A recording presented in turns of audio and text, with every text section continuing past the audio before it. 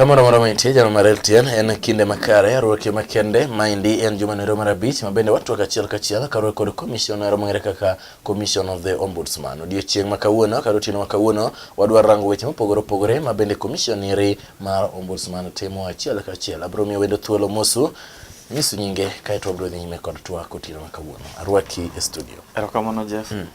Ne joneno mareltien an iluonga ni Edward Opany. An Advocacy and Communications Officer a Commission on Administrative Justice mabendo ngere ni Office of the Ombudsman. Kamano. Erokamano nya Opany arwaki e studio kendo ageno ni wadhi nyime yo makare. Gima bro chako gore ni to inyiswa ni to utiyo e pend chik mane kapok wadhi achiel kachiel weche monego bed ni wawacho otieno makawuono. King'iyo katiba mane jopiny ogone kura higa 2010 kare 59 article 59 wuoyo kuom Kenya National Human Rights Commission. Yes. To kanyo kendo katiba miyo od bura teko mano parliament mondo ochuog duol moko ariyo. Yes. Duol achiel kuom duol mano chuogo en the Commission on Administrative Justice.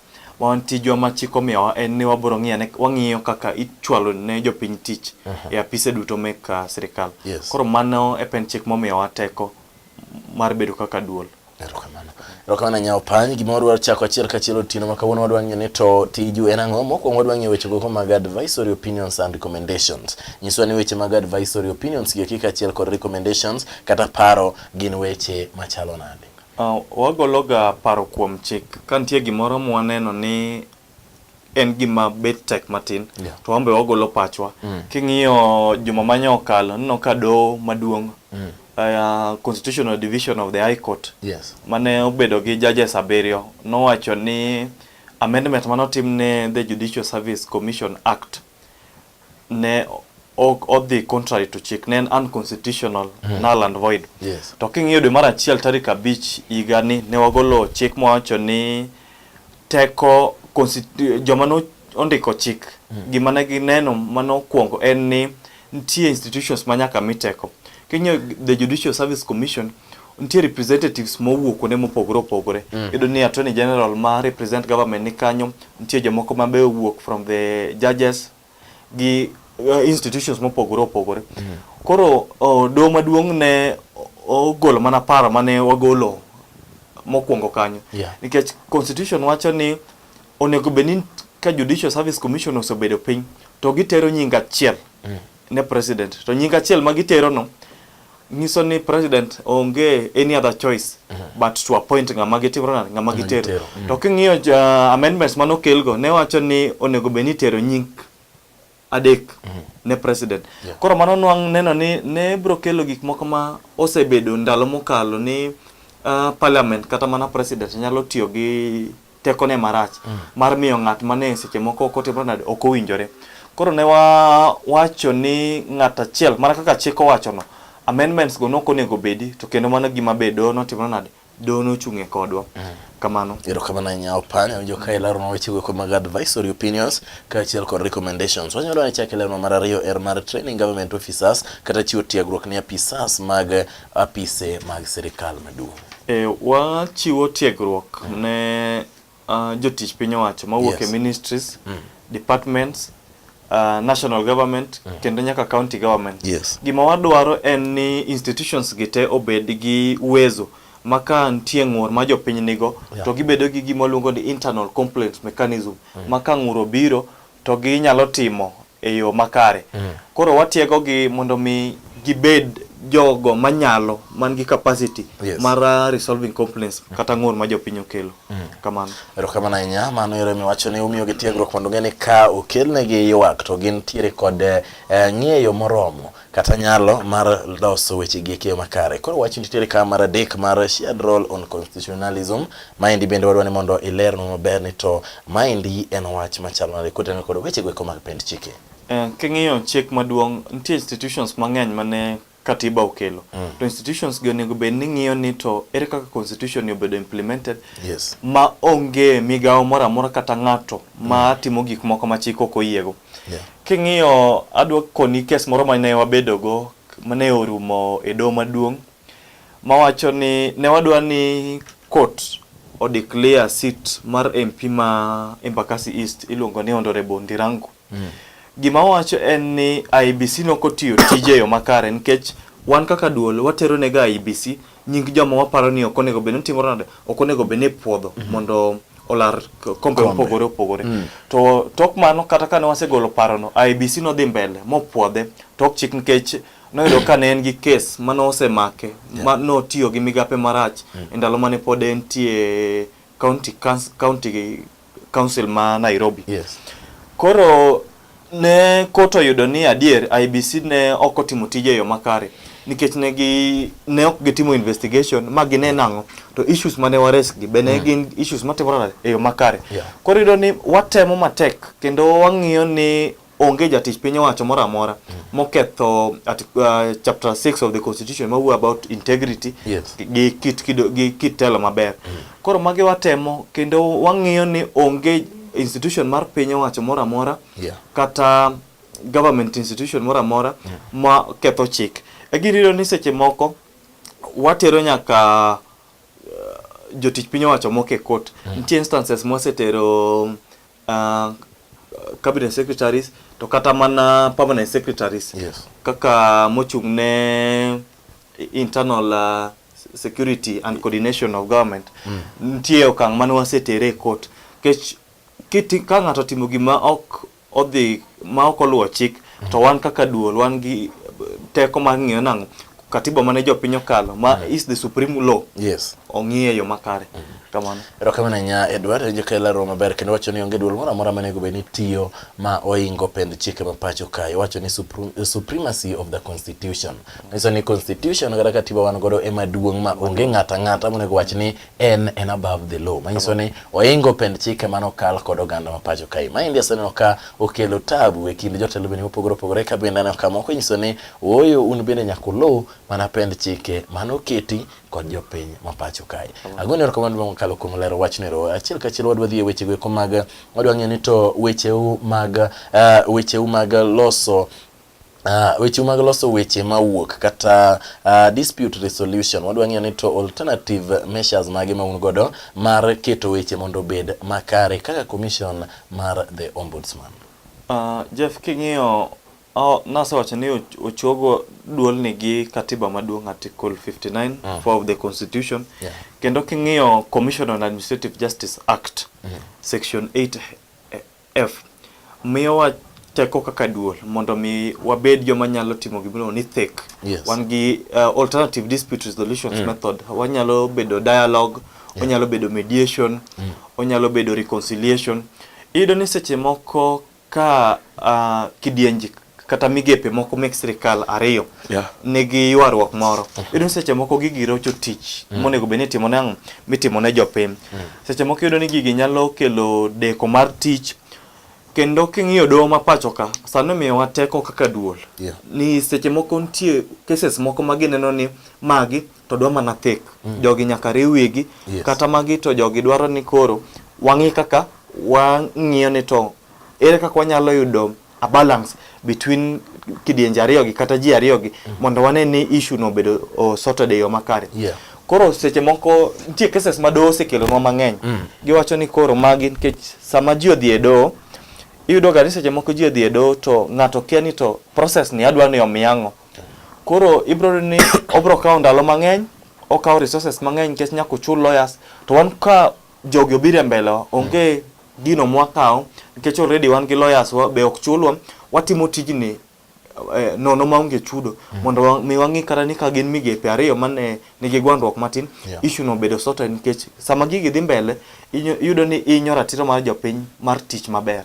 Kamano erokamano nya Edward injo ka ilaro maber ni mago eko gine weche mabende utemo loso mondo mi kanitiere kaka inyalo theg oganda to ung'ini to unyalo thego gi kod yore machalo nade. Ok en ywaruok kinde duto samoro nyaka bed piny mondo ji owuo miluongo ni dialogue ka bende nitiere yore mopogore ma inyalo los godo weche machalo kamagi. Edward gima mondo wadwa ni wadhi achiel kachiel ni to koro nyiso ni to ere kaka weche gi eki mag akweda kata conflict biro to moloyo e administration kind.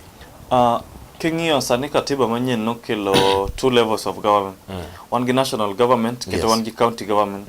to county governments kane gibiro Yes. already king'iyo katiba okelo devolved functions. Mago functions monego bed ni bedo devolved to counties. Yuaro kosebedo e kinde mathoth, especially nineno kata mana issue mar health. Yeah. Health is a devolved function. Ngiso ni osuptende te onego bed ni koro gintie ang'o e bwo sirikal ma county. To yudo ni seche moko kaka nineno ka governors nowacho ni onge kaka national government nyalo dhi to procure negi equipments moko mek hospitende. Ngur moro mambe kata conflicts be wuok e kinde mek roles. Ngamonego be ni timango. Yes. Iyudo ni kata mana e counties kuchocho ntie nderni moko ma seche moko county government wacho ni mandara monego be ni wan motimore nade wan waloso. National government be wacho ni wan be mae monego be ni watimore nade waloso.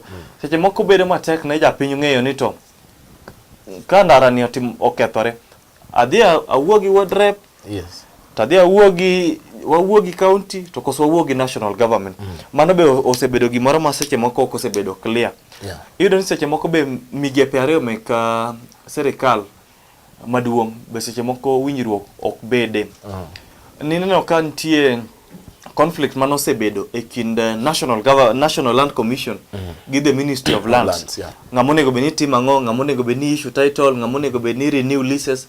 Koro gik machal kamagi kobedo tido ni tabu bedo nikech japiny okia niya kadhi e Ministry of Lands. Tidhi konyo seche moko idhi e Ministry of Lands to Ministry of Lands koni niya mano nego be ni National Land Commission ema timo. National Land Commission be koni nang wane monego be ni watimo mano. Koro no seche moko japiny nyalo wito pesa ne ka en migawo ma onego be ni gole chudo kata deko mar tich nikech wakia ni ngamonego be ni timango, ngamonego be ni timo gimoro.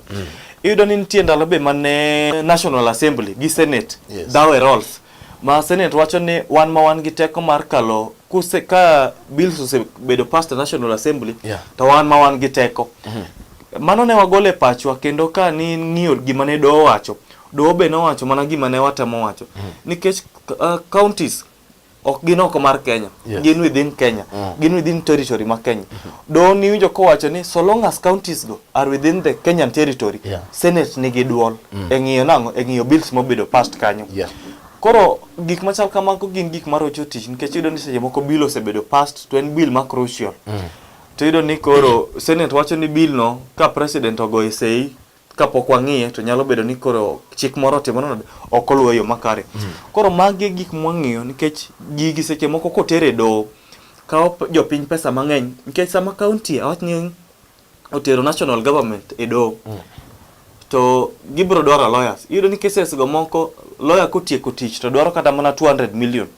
200 million ni kogole account mar county to nonego be kata ni itiyo kode mondo county ondik jopuonje mek ACD. Ni koro rocho chenro mek dongruok.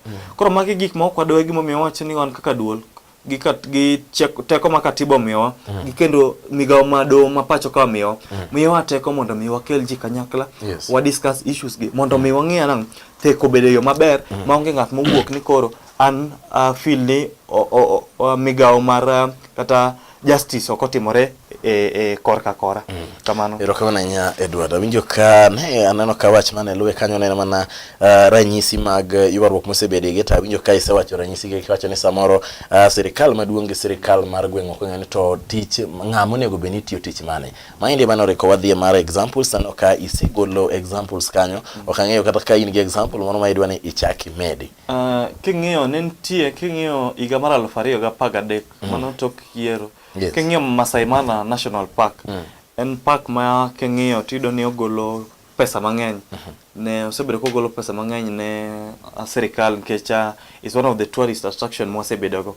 Tido ni by that time ne under the ministry kendo ne nitie bank manobedo contracted mondo chok pesa ka jowuoth biro ka watalii olimo kanyo. Koro nobedo issue maduong' kinda national government gi county government. Because county government ne wacho ni koro wan monego be ni watimore ni wa manage.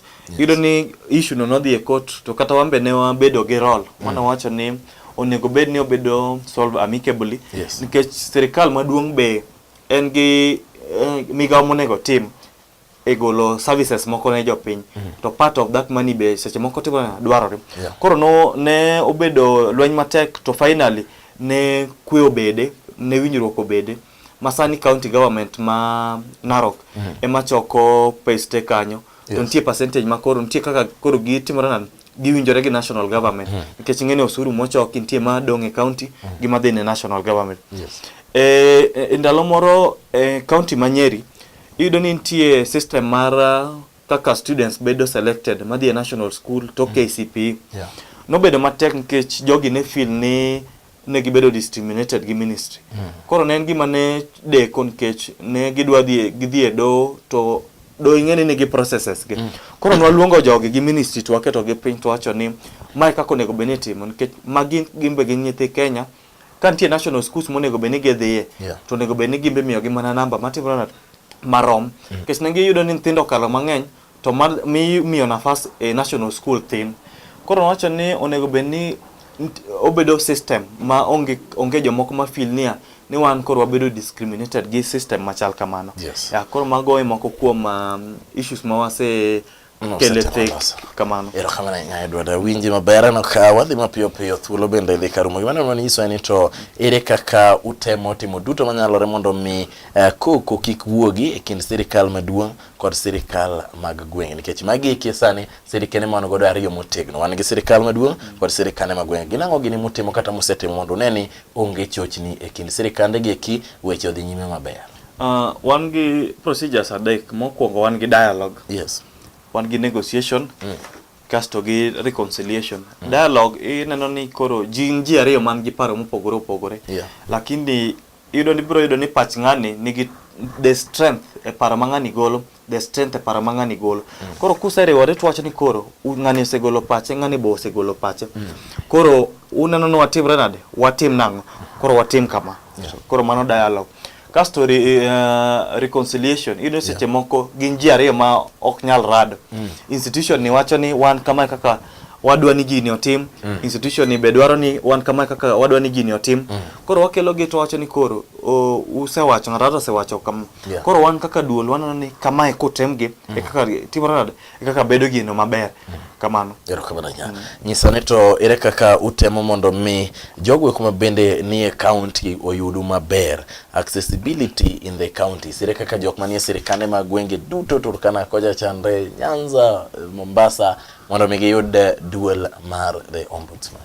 King'iyo organizational structure marwa Jeff onego bedni wan gi 47 county ombudsman ma county ka county onego bedni wan gi nigo office tido ni onge migawo mar sirikal ma yudo pesa ma onego bedni maromre gi modwaro acha moko yudo ni wadwaro million mang'eny to nikech migawo pesa ma government choko kaka osuru onego bedni migawo moramora koro yudo ni wasetemo matek ma wawuoyo gi governors nitie governors moseyie to nitie governors ma pod chich gi dhiwa e county nikech yudo ni governors moko ikono ni jogo kik umiyo apis nikech kumiyo gi apis ikelo jarit machiegni koro bro ng'iyo gimoro amora mitimo bro timore nade to watemo nitie governors moseyie governor ma Siaya noseyie king'iyo Makueni kocha governor ma Makueni noseyie miyo office space to gimotemo timo kendo yudo ni national government ya Huduma centers gi kuonde mang'eny sani king'iyo we are present almost